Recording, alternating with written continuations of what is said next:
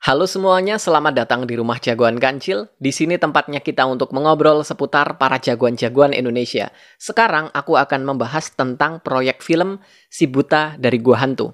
Sebuah proyek film yang udah lama banget kita nggak denger kabarnya ya. Meskipun sebenarnya masyarakat masih belum lupa. Masyarakat itu masih sangat-sangat menunggu kehadiran kembali film layar lebar Si Buta dari Gua Hantu. Ya sebenarnya nggak heran sih, karena Si Buta dari Gua Hantu itu populer banget ya kan. Bahkan kalau kita datengin masyarakat awam secara random, terus kita suruh mereka untuk menyebut 3 superhero Indonesia yang mereka tahu. Meskipun jawaban mereka itu pasti bervariasi, tapi Si Buta dari Gua Hantu pasti kesebut. Sepopuler itu. Dari dulu aku tuh mikir kalau Si Buta dari Gua Hantu itu proyek Bumi Langit yang paling berpotensi. Ada beberapa aspek sih, terutama kalau menurutku ya, Si Buta dari Gua Hantu nggak harus menyesuaikan dengan zaman modern.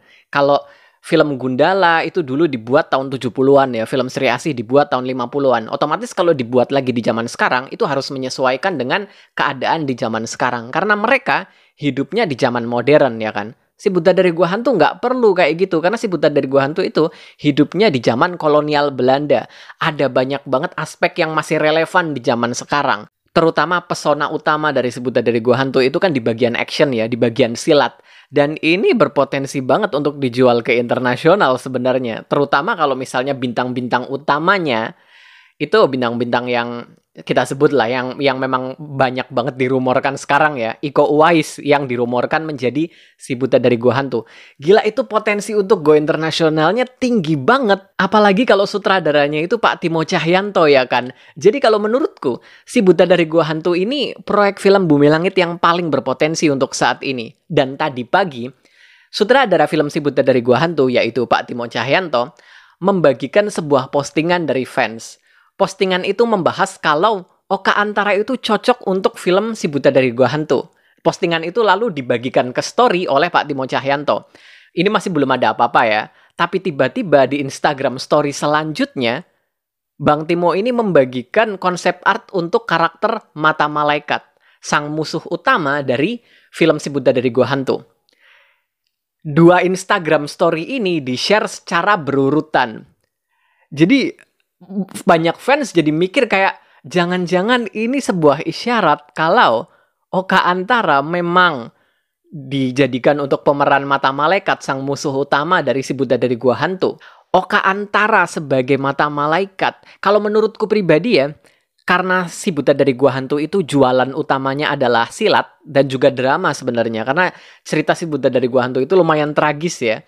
Sebenarnya beberapa tahun belakangan aku selalu mikir kalau Yayan Ruhian mungkin cocok jadi Mata Malaikat karena silatnya oke banget kan. Apalagi kalau Si Buta dari Gua Hantunya itu Iko Uwais, ya kan? Pertarungan antara Iko Uwais sama Yayan Ruhian sebagai Si Buta dan Mata Malaikat itu pasti keren banget. Dari segi umur juga sebenarnya cocok dengan versi film pertama Si Buta dari Gua Hantu dan juga versi sinetronnya yang Mata Malaikat diperankan oleh Himdam Syik waktu itu.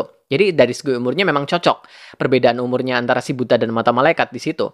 Cuman sebenarnya kalau di versi komiknya, mereka kayaknya sih seumuran atau mungkin Mata Malaikat itu lebih tua beberapa tahun dari Si Buta dari Gua Hantu ya kan. Umurnya nggak terpaut jauh gitu sebenarnya sih. Apalagi kalau kita membahas aspek drama dari Si Buta dari Gua Hantu, yang Mata Malaikat itu kan, wow, Mata Malaikat itu bukan cuman karakter musuh yang kejam, tapi dia juga karakter musuh yang tragis. Jadi kalau Oka Antara sebagai Mata Malaikat, sebenarnya ini cocok dari semua aspeknya sih.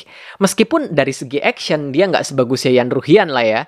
Tapi Oka Antara ini punya banyak film action dan penampilan dia juga bagus di sana. Terutama kalau action koreografernya juga bagus ya kan. Dan yang terpenting ini bukan pertama kalinya Oka Antara main di film action. Dia udah punya banyak pengalaman di film action. Jadi udah nggak kagok lagi dengan segala macam latihan-latihannya ya kan. Dan dari segi drama, aktingnya Oka Antara itu bagus banget. Dari segi penampilan pun, kalau kita bayangin Oka Antara sebagai Mata Malaikat yang digambar di konsep art ini, gila itu keren banget, dia cocok banget. Dan dari segi popularitas, Oka Antara juga nama besar gitu loh. Jadi dari semua aspek ini Oka Antara memang checklist semuanya itu cocok. Apalagi kalau kita bayangin Oka Antara jadi Mata Malaikat berhadapan dengan Si Buta dari Gua Hantu yang diperankan oleh Iko Uwais. Sebenarnya ini masih belum pasti ya. Tapi kalau menurutku pribadi ya, jujur agak aneh nggak sih kalau Bang Timo Cahyanto ini sutradara film Si Buta dari Gua Hantu ya kan, posting 2 Instagram story ini secara berurutan tanpa ada maksud apapun. Oh, kayaknya agak random dan agak-agak gimana ya. Kayaknya nggak mungkin. Jadi kayaknya ada sesuatu di sini. Ada maksud di sini. Dan kalau emang bener, aku setuju-setuju aja Oka Antara dan Iko Uwais. Amin, amin, amin. Ya kan? Amin ya kan? Mereka bakalan jadi kombinasi yang bagus banget untuk film Si Buta dari Gua Hantu. Kalau menurut kalian sendiri gimana? Tulis pendapat kalian di kolom komentar gimana kalau Oka Antara di-set menjadi mata malaikat. Video kali ini cukup sampai di sini dulu. Terima kasih banyak buat kalian yang udah nonton. Sampai jumpa di video-videoku yang berikutnya. Bye-bye.